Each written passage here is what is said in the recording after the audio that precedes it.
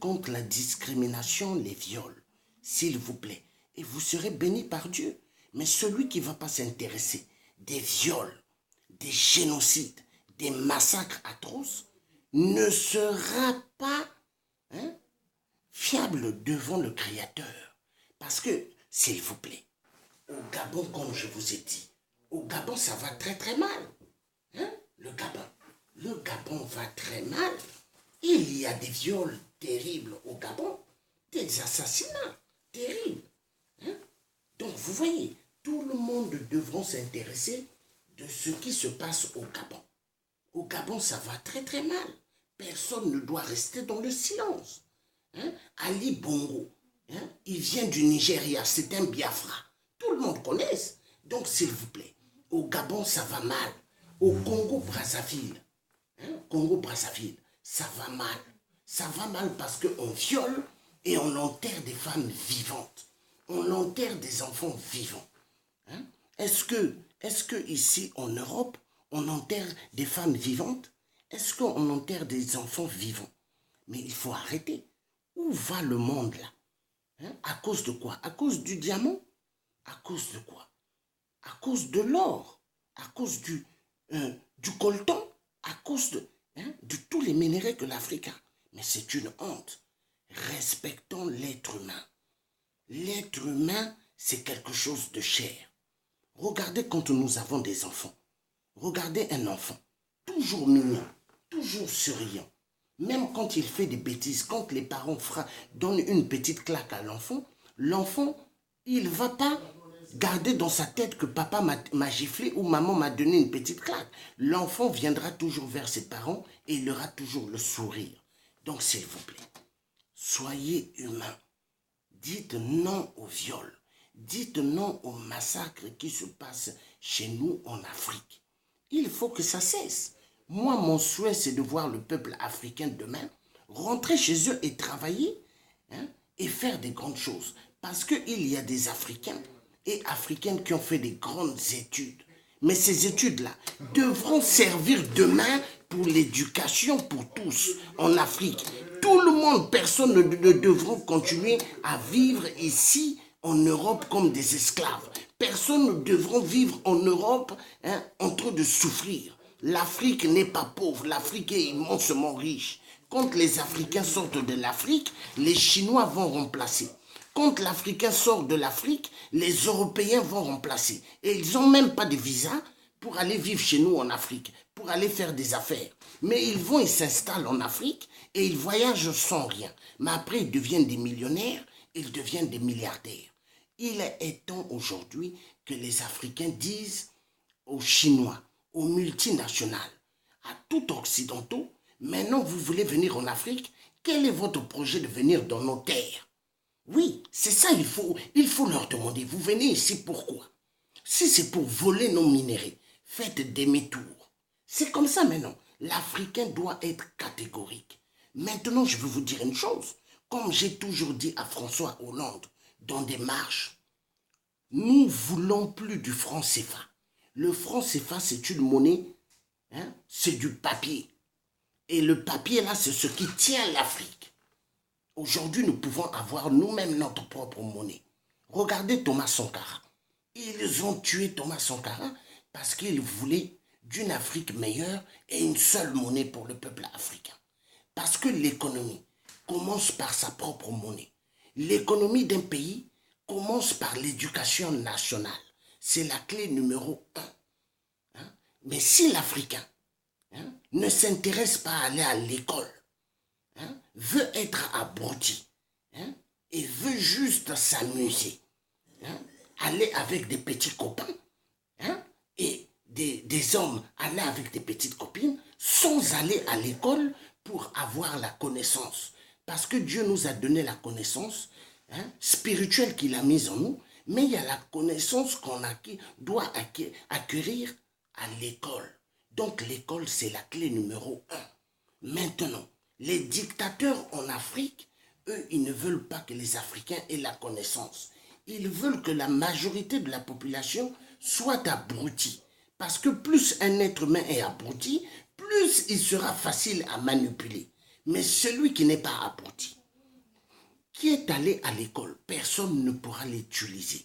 Donc c'est pour vous dire, s'il vous plaît, lèvons-nous contre cette discrimination dans le monde. Lèvons-nous contre les génocides. Lèvons-nous contre les massacres. Il est temps que ça change.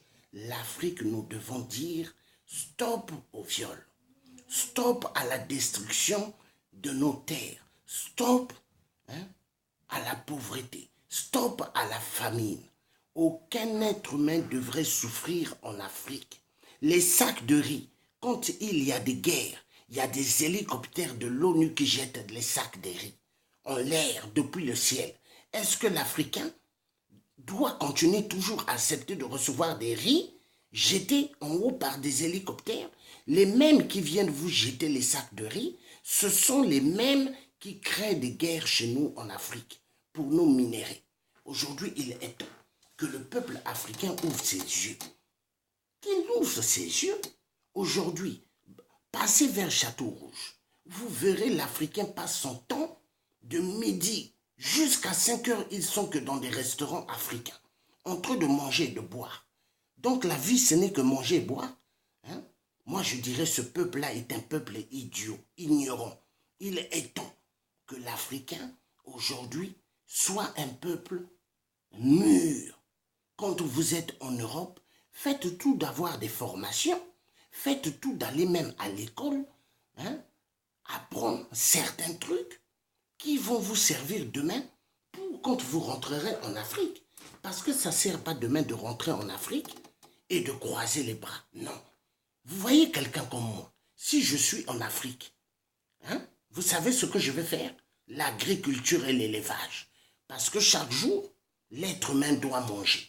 Donc l'agriculture, l'élevage, mes animaux que je vais élever et les jardins que je vais cultiver, ça va produire des légumes. Les gens vont toujours payer mes légumes et vont payer les animaux que je vais élever. Donc c'est pour vous dire, le peuple africain doit sortir de l'imbécilité. Le peuple africain doit sortir de l'idiotie. Il est temps. Ouvrez vos yeux. Ouvrez vos yeux. Il y a des gens qui ont l'Internet. Mais qu'est-ce qu'ils font? Ils sont là juste en train de regarder les filles dans l'Internet. Mais moi, je veux vous dire honte à vous. Moi, je préfère ma femme, quand j'ai connu la mère de mes enfants, je ne l'ai pas connue dans l'Internet. On s'est connus face à face. Mais aujourd'hui, cette technologie, au lieu qu'elle sert pour attaquer les dictateurs véreux, il y a des hommes qui passent leur temps à causer avec des filles dans l'Internet. Mais moi, je dis honte à ces hommes-là. Honte à vous. Honte à vous. Donc aujourd'hui, s'il vous plaît, ouvrez vos consciences. Ouvrez vos consciences et cherchez à être mieux instruits pour mieux démarrer une nouvelle Afrique pour tous. Arrêtez d'être idiot parce que l'homme blanc, lui, il en profite avec l'idiotie de certains Africains qui font honte en Europe. La majorité que vous allez voir qui soulèvent les cartons, ici en Europe, ou aux États-Unis, mais ce sont des gens diplômés, mais ils soulèvent les cartons. À quoi ça sert d'avoir eu à aller à l'école et d'avoir bac plus 5, bac plus 10 et tu soulèves les cartons? À quoi ça sert? C'est une honte. Donc vous voyez, donc l'Africain aujourd'hui doit changer sa mentalité. Pourquoi moi, depuis des années, j'avais décidé de quitter la France? Je suis allé vivre dans les pays anglophones. Pourquoi? Parce qu'en Angleterre, tu as la connaissance. Bac plus 5, bac plus 10, tu ne vas pas soulever les cartons. Tu vas travailler à la banque. Tu vas travailler dans une autre entreprise immobilière. Voilà. En Angleterre ou au Canada, vous avez des gens, ils ont des rastas, des hommes. Ils s'habillent chemise, pantalon jean, basket, il va travailler. Il travaille dans une grande boîte. Or qu'en France, tu es africain, on va te dire, oui, tu travailles dans notre entreprise Total, il faut que tu sois tous les jours en costume, avec des chaussures qui brillent, pour montrer que tu as réussi. Mais non, réussir avec le sang des Africains, moi je dirais non. Cela doit changer. changeons les données.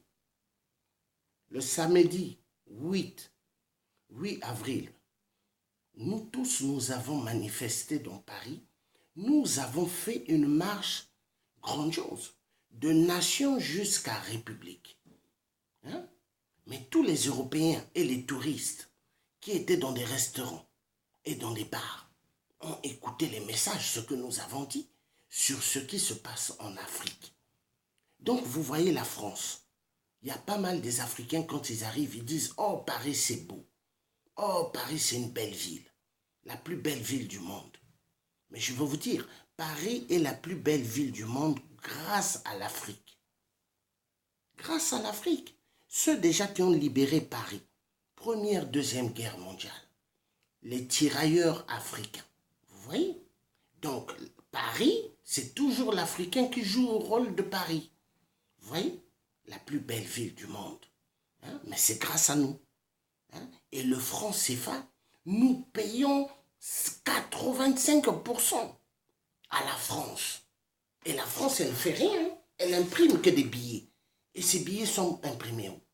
À la Banque de France qui se trouve à Grenoble, à Clermont-Ferrand. C'est une honte.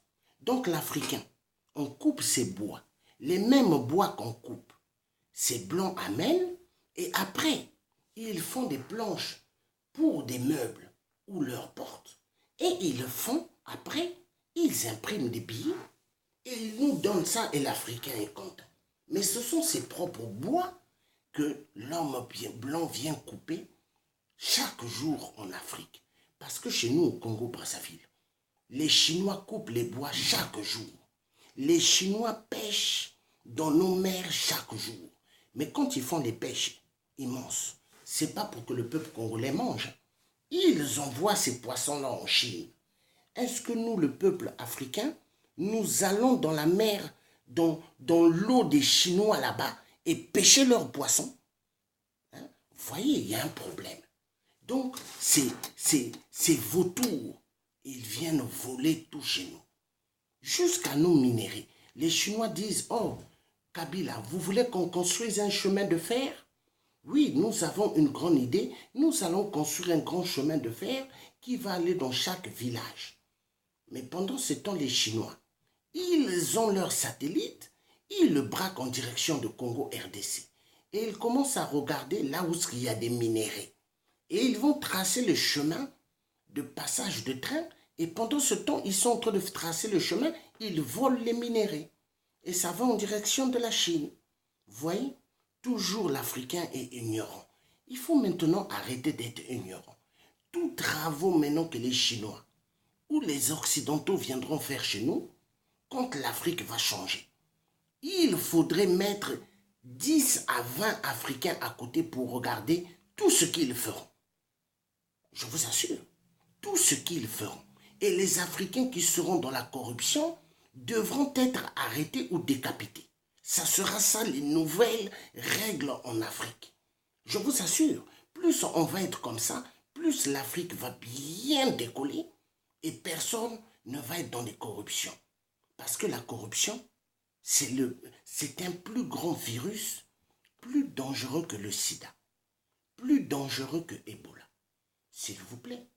Donc, il est temps que tout un chacun de nous puisse changer de mentalité. S'il vous plaît, il est temps. L'Afrique va mal. L'Afrique va mal. Je vous assure, il est temps. Il est temps que les gens puissent maintenant être mûrs. Mûrs. Vous voyez tout ce que moi j'explique. Il y a des gens qui ont la licence. Hein?